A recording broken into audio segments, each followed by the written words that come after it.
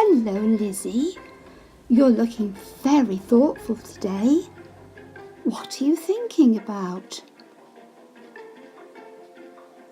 You're thinking about mould.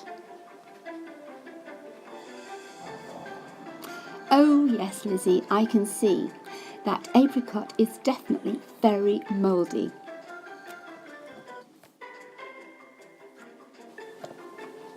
Do I know anything about moulds? Well, actually, Lizzie, yes, I do.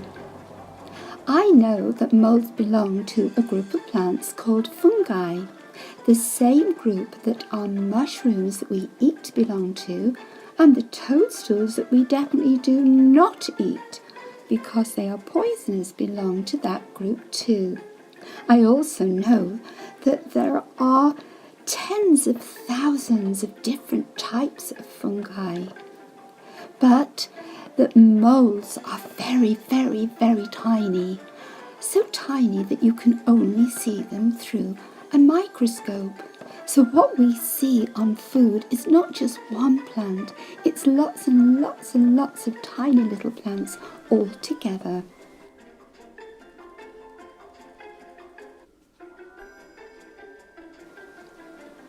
Different types of moulds grow on different types of food. This mould is growing on bread, and the actual plants are white, but can you see all those black patches? Those are the bits of the bread that are covered in things called spores, and these black spores are the way that moulds reproduce. They send them out into the air.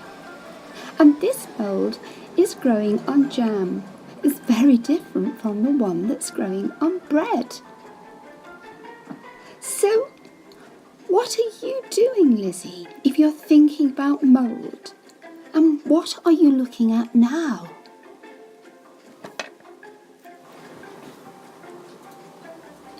Lizzie says she's put some different foods in the jar. Let's see. There's some green beans, an apricot, a piece of bread, a piece of cheese and some salami. Lizzie says she's going to make some mould grow instantly, then you can have a good look at it.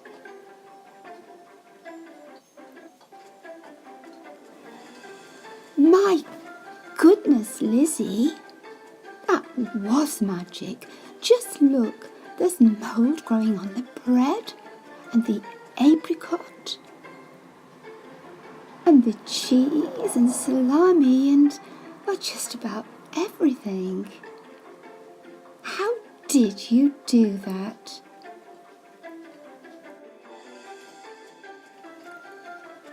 Well, it wasn't really magic. It has taken 15 days to grow all that mould. But Lizzie has been taking photographs every 3 days to record the progress of the growth of the mould and to see which food got covered in the mould first.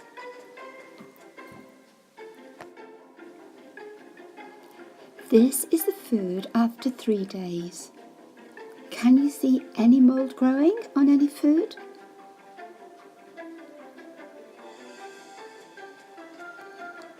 Yes, there's a tiny bit starting on the bread, isn't there? Just one spot, and more on the cheese.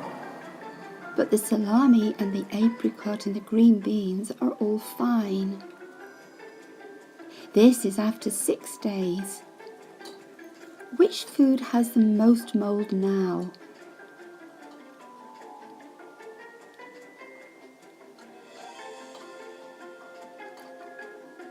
There's a lot on the bread and cheese, isn't there? And a tiny bit on the apricot. And now, after 9 days, just look at all the white fibres on the bread. That's the body of the mould. Is there anything that's not growing mould? Maybe the beans. Can you think why that is? And this is after 12 days. Does this tell you something about why we have to keep some foods in the fridge, but we can leave other foods out?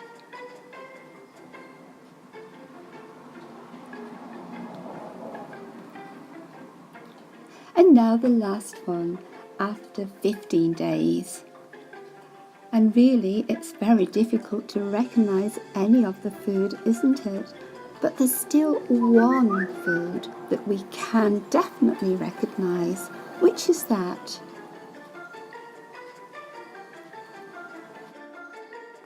So here are some things for you to think about.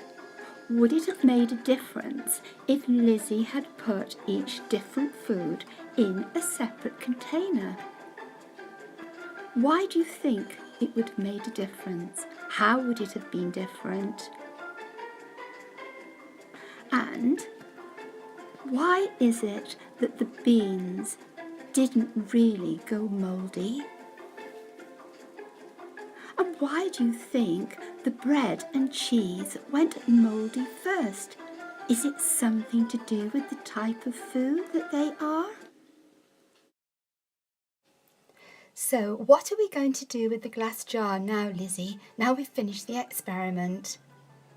Yes, we're going to throw it away without taking the lid off. This is really important because although moulds are really interesting, they can make people quite poorly, especially if somebody has an allergy to them.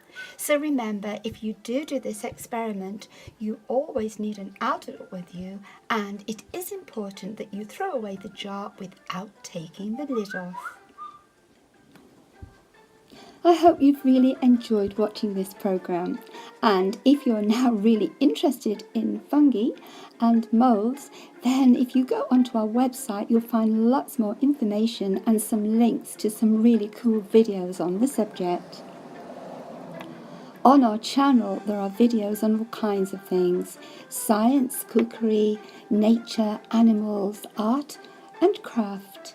So we hope you'll visit there too. So that's goodbye from Lizzie and from Jumble House. Until next time.